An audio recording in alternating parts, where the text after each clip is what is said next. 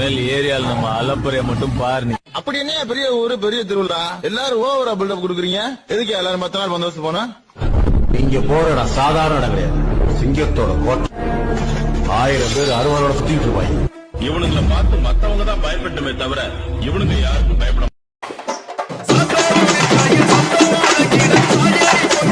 அப்புறம் போன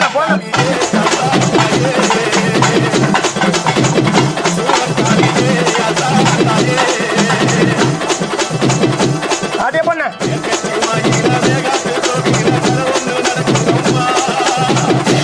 சோடத்தை எடுக்கிறார்.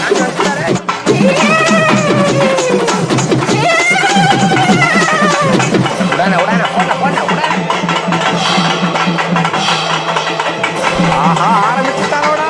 இன்னும் என்னது சாமி வந்துருப்பேன். கடவுளே போட்டுறாங்க. ஐயோ